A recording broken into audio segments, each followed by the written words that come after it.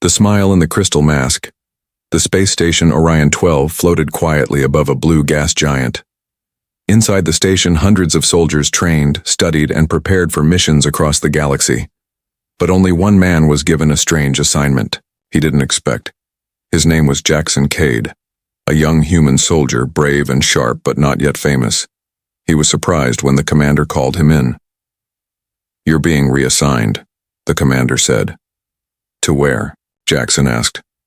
"To the Azurian wing of the station. You will guard their royal guest." Jackson blinked. "The alien princess?" "Yes," the commander nodded. "Princess Valari of Azura. You are to protect her, follow her orders, and keep your mouth shut."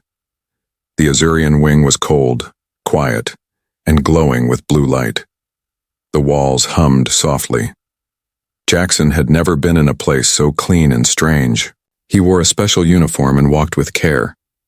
When he first saw Princess Valari, she was standing near the large window, looking at the stars. She wore a long white robe and a crystal mask that covered her entire face. She didn't turn when he arrived. She didn't speak. She only said, "Stay near. Speak only if needed." Her voice was calm, soft, and distant, like someone dreaming. Jackson nodded. "Understood, Your Highness." Days passed. She never removed her mask. She walked through the garden room, the star observatory, and the memory vaults. Jackson followed silently. She never smiled, never laughed, never showed emotion. The soldiers whispered behind her back, "She's cold. She doesn't feel anything. She thinks humans are animals." But Jackson didn't believe it. He watched her closely. Sometimes when she was alone, she touched the window glass with her fingers and sighed. One night he saw her drop a small photo crystal and pick it up with shaking hands. She was hiding something deep. One evening, a meteor storm approached the station. Tiny meteors flashed like diamonds outside the windows. Valari stood alone in the viewing dome. Jackson walked in carefully. He knew he wasn't supposed to talk, but something inside him pushed. He walked up beside her. "Beautiful, isn't it?" he said. She didn't answer. Jackson smiled, looking at the stars. Then, just to break the silence, he said in a quiet voice, "I think I love you, Your Highness." He said it like a joke, like a small, silly thing. He expected her to ignore him or get angry. But instead, she turned, very slowly, and then she smiled. It was just a small smile, but he saw it. Behind the crystal mask, her lips moved slightly, and then she spoke, softly, gently, like wind through glass. "Finally." Jackson blinked. "What?" Valari stepped closer, still smiling. "Have waited so long to hear those words from you." His heart started to race. "What do you mean?" he asked, confused. "You won't understand now," she said. "But soon you will." She lifted one hand and placed it on his chest. Jackson felt a strange warmth rush through him. Not painful, not dangerous, just familiar, as if he had felt it before, long ago. Valari turned away and walked toward the shadows. Jackson stood frozen. What had just happened? Why did she smile only for him? What did she mean by "finally"? He wanted to ask, but she had already gone. The meteor storm continued to shine outside, but for Jackson, the real storm had just begun. The princess and the prisoner. The next day, Jackson Cade couldn't stop thinking about her smile. Princess Valari had spoken only one word, "finally." But it echoed in his mind like thunder. No one else believed him. She smiled? A fellow soldier laughed. "She never even blinks." "I'm serious," Jackson replied, but deep inside he knew something had changed. Later that evening, while the station slept, Jackson received a private message through his wrist communicator. "Come to the garden room. Come alone." Key hurried quietly through the dim hallways of the Azurian wing. The garden room was silent and filled with glowing flowers that floated gently in the air. Valari stood at the center. No guards, no mask. Her face was revealed. She had silver blue skin, glowing teal eyes, and a quiet beauty unlike anything Jackson had seen. She looked both powerful and soft. "You took off your mask," Jackson whispered. "For the first time," she said. "And only for you." She reached into her robe and pulled out a small crystal cube. It shimmered with golden light. "This," she said, "belongs to you." Jackson took it carefully. When he touched it, images appeared. His old home. On Earth, his parents, a broken rover toy he hadn't seen in years. His hands shook.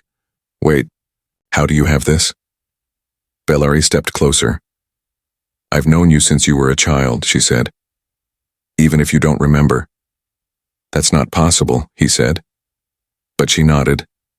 "It is. You were sent to Azura when you were very young. You and I met once before the war. You gave me something." Jackson felt a strange heat in his chest.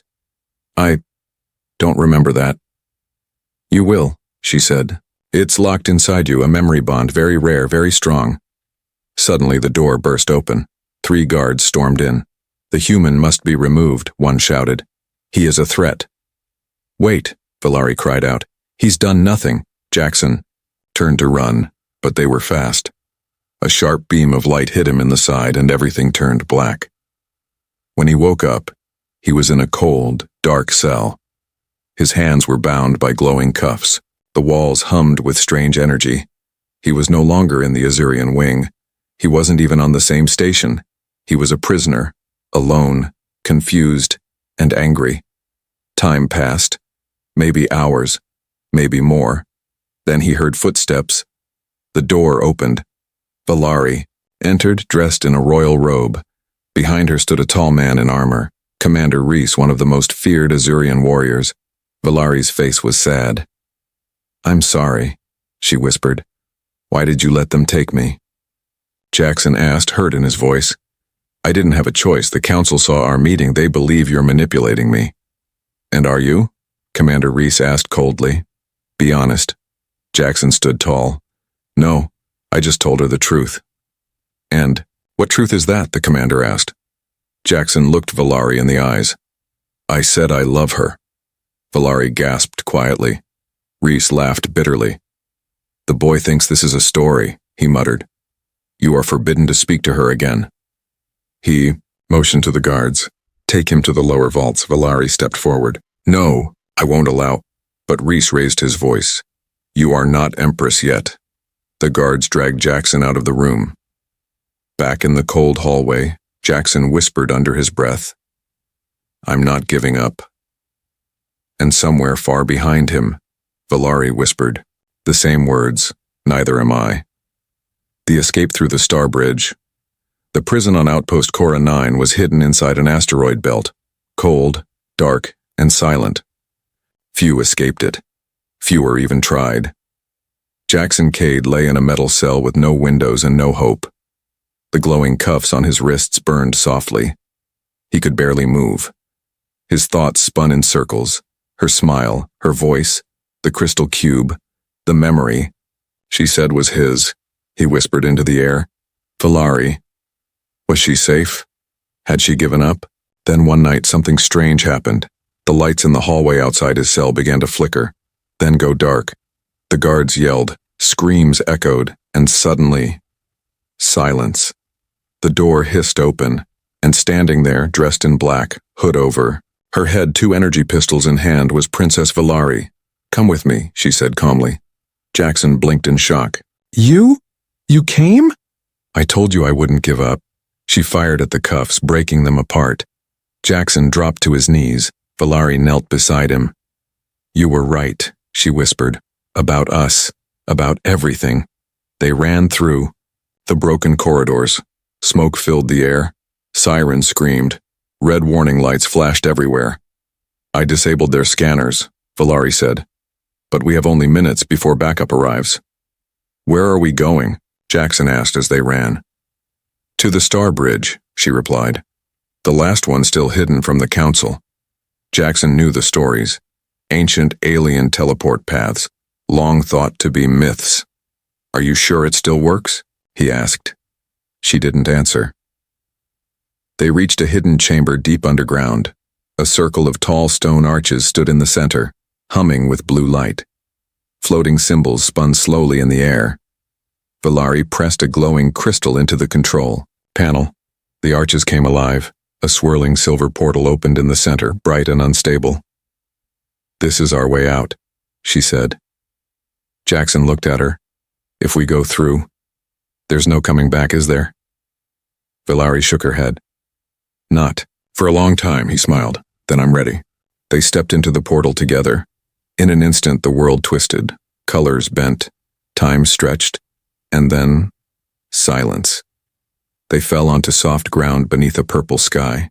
The air smelled like wildflowers and iron. They had landed on a forgotten planet, marked. On no map, Valari fell to her knees. Jackson helped her up. "You okay?" "I'm fine," she said. "But we must move. The portal leaves traces. They will find us soon." They found shelter in a nearby cave. Inside were carvings, old Azurian symbols. Jackson lit a small fire. He looked at Valari across the flames. "You broke your people's law for me." "I broke it for us," she replied. "I knew, even before the bond awakened." "What bond?" Valari touched the center of her chest. "There's a thread," she said softly. "It connects us. Soul to soul. It formed when we were children. It never left." Jackson stared into the fire. "I saw your eyes in a dream. Years ago. I thought I was crazy." She smiled again, gently, the same way she had in the dome. "You weren't crazy," she said. "You were remembering." Outside the cave, the wind blew harder. Above them, in the shadows of the stars, 3 Zayari warships appeared. The hunt had begun again, but this time, they weren't running alone. The planet of forgotten bonds. The sky above the forgotten world was quiet, but Jackson could feel something in the wind, like whispers, like memories trying to speak. He and Valari walked deeper into the jungle ruins, their boots crunching over old stone and vines. "This place," Valari said softly, "was once part of the Azurian Empire, long before the war, long before humans were known." Jackson looked around. "Then why was the map erased?" Valari stopped. "Because the truth was erased too. They came upon a huge, broken gate.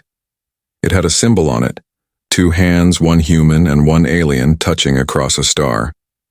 Valari placed her palm on the stone. The gate opened. Inside was a massive room covered in carvings and light crystals. The walls told stories, not written, but drawn in glowing lines. One showed an Azurian child and a human child sitting beside a tree. Another showed a man and an alien woman joining hands while 2 planets hovered above them. They loved each other, Valari whispered. "Like us." Jackson ran his fingers over a small round table in the middle of the room. There was a carving of a crystal cube, just like the one Valari had given him. "This place remembers everything," she said. "Even what my people tried to forget." "Why would they hide it?" Jackson asked. Valari looked down. "Because they feared what love could do." Suddenly the crystal lights pulsed. A new vision filled the room. A projection formed above the table. It was a young human boy, laughing, and a small Azurian girl. They were chasing light butterflies and holding hands. Jackson stared at the boy. "That's me," Valari gasped. "And that's me." They stood frozen, watching their younger selves. "I was sent here," Jackson said slowly. "When I was very little. My father, he was part of a peace mission. My mother was just a student then," Valari said. "They let us play. We became friends." Jackson touched his chest, and the bond formed then. Not now, not on the station, but here. Valari's voice shook. "It never left us." Suddenly a sharp noise cut through the room. A message echoed from a nearby wall crystal. "Scan detected. Zayari warships approaching. Estimated arrival 10 minutes. Jackson clenched his fists. They found us. We have to move, Valari said. But first, she walked to the far wall. There, carved into stone, were the words, ancient and glowing. The bond is not the danger. The fear of it is. She looked at Jackson. They feared us because we are stronger together. Jackson nodded. Then let's show them. Outside the ruins, clouds gathered. Jackson and Valari reached their ship, which had been charging its solar core. As they prepared to launch, Valari took his hand. "Do you believe in us?" she asked. "With all I have," he said. She smiled. That same smile, the one she had given when he said, "I love you." And she whispered again, "Finally." As they flew into the sky, enemy ships closed in. Jackson held the controls. Valari took the defense panel. "You ready for this?" he asked. Valari smirked. "We've been ready since we were 5. The stars lit up with fire, but this time they weren't running from the past. They were flying straight into it, to face it, change it, and protect their bond. Together, blood and memory, the stars above shimmered red as Jackson and Valari raced across the galaxy. Their small ship, fast but old, moved through narrow space lanes. They were heading toward a hidden an ancient place where they hoped to hide and plan their next move. Inside the cockpit, Jackson looked at Valari. "You okay?" he asked. She nodded, but her eyes were distant. "I can feel something," she whispered. "Like a storm inside me. A memory I can't fully see." Jackson gently touched her hand. "Then let's face it together." They landed near the edge of a glowing forest on the hidden moon of Thalora. Strange trees sparkled in the dark. The air smelled like fire and ice. An old temple stood nearby, half broken, half alive. It pulsed with energy. Valari walked slowly inside. Jackson followed her. At Imao, the center was a giant mirror, cracked but still shining. Valari stepped in front of it, and the mirror lit up with light. Images filled the room. Her memories. They saw her as a child, playing with Jackson on the forgotten planet. They saw the moment their hands touched a glowing butterfly, and a soul bond formed. They saw her mother, the Empress, watching in secret, and ordering her guards to erase the memory from Valari's mind. "I never forgot," Valari whispered. "Not fully.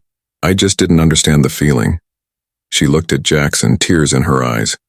"But when you said you loved me, it all came back." Jackson stepped forward. "And I'll never stop saying it." Suddenly, a loud blast shook the temple walls. An enemy ship had landed. Jackson and Valari ran outside. A tall figure stood at the foot of the ship ramp, Commander Reese, and beside him, 10 soldiers in black armor. "You stole a royal ship," Reese said.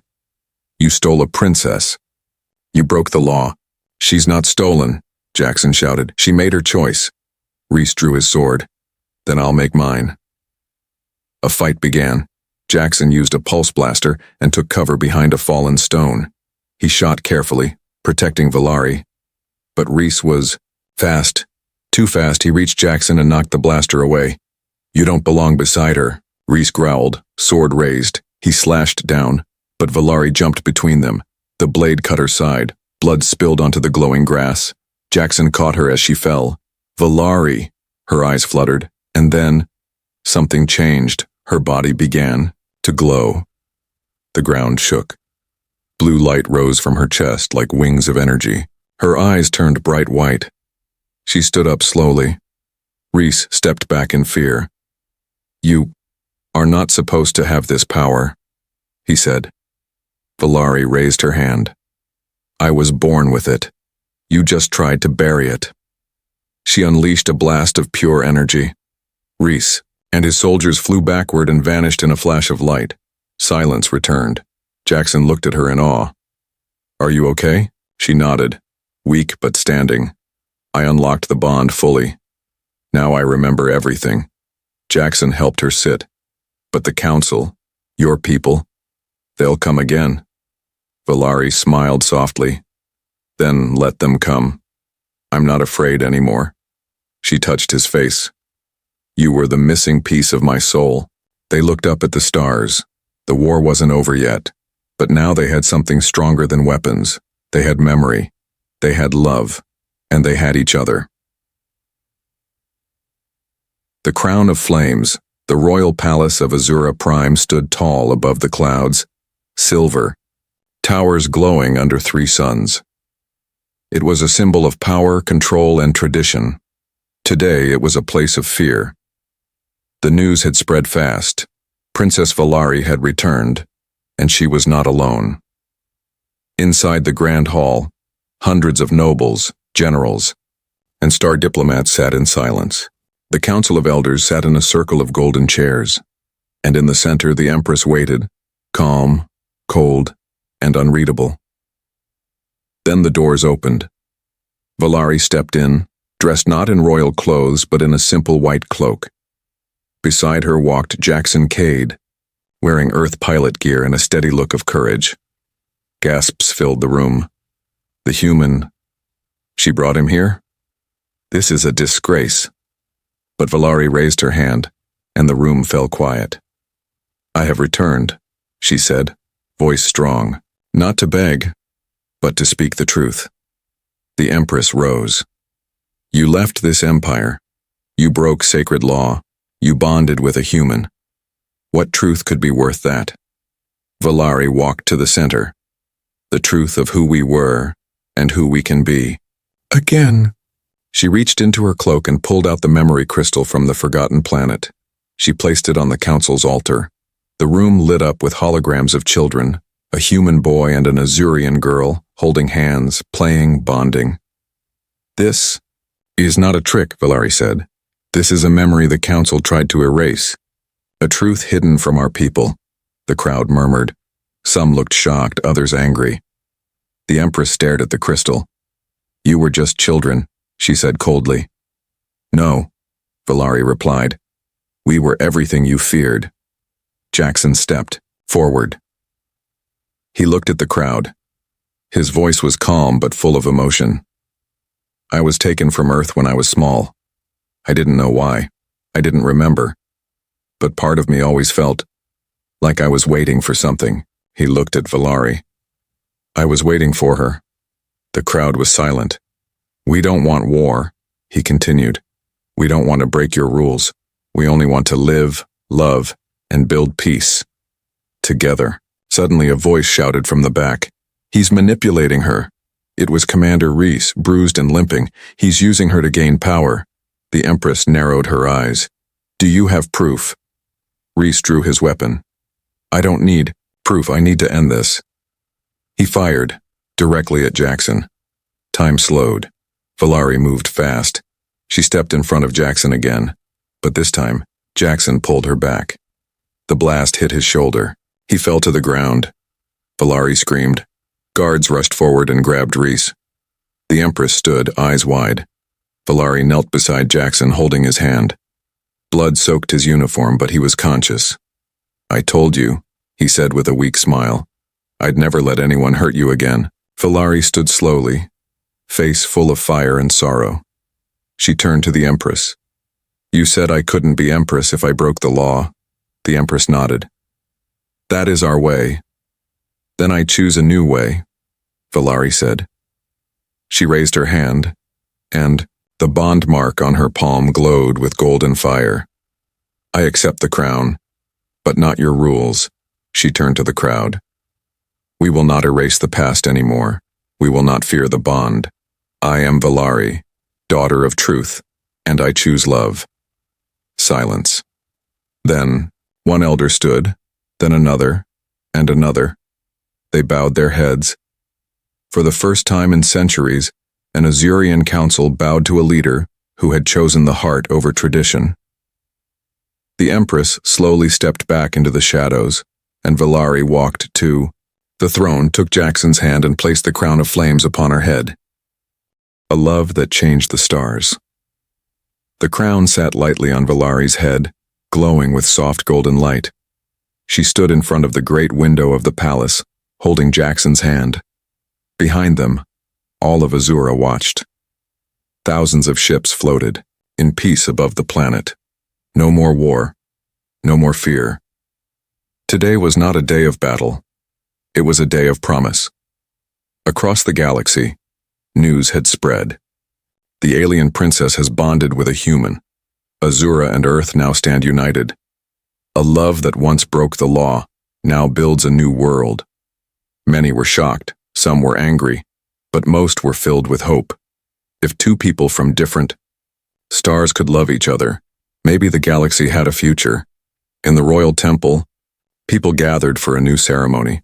Not a crowning, not a trial, a joining. Jackson wore simple clothes, nothing royal, just a silver thread across his shoulders. Valari wore no mask, no heavy robe, just her white dress, glowing with soft crystal light. They stood together before the temple flame. Valari spoke first. I once thought love made me weak. That feeling would break my crown, but he showed me. Love is what makes a ruler strong. Jackson looked into her eyes. I was just a soldier, just a voice in a crowd, but you looked at me like I mattered, and that gave me courage. They turned to the crowd. Together they said, we are not one people, but we are one promise, and that is enough. The flame rose higher, turning gold. A new symbol formed in the air, two stars linked by light. The crowd cheered. Children released glowing ribbons into the sky. The war was over. Later that night, Valari and Jackson sat on the palace balcony. Below, them cities danced with lights. Music floated up from the streets. Valari rested her head on his shoulder. I used to dream of the stars, she said, but I never dreamed they would lead me to you. Jackson smiled. I think we were always meant to meet. He reached into his pocket and pulled out something small, a tiny plastic rover toy, the one from his old memory cube. I found this in the archives, he said. From when I was a kid, you kept it safe. Valari nodded. I kept everything you gave me. They sat in silence for a while. Then Valari asked, so, what happens next? Jackson thought for a moment. We rebuild. We teach our children not to fear love. We lead with our hearts. And maybe, he paused, maybe someday no one will call it strange that a human and an Azurian fell in love. Above them, the twin moons rose. The sky shimmered. And somewhere, far away, a small hidden stone temple still glowed in the dark. Its walls whispered, the bond is not the danger, the fear of it is.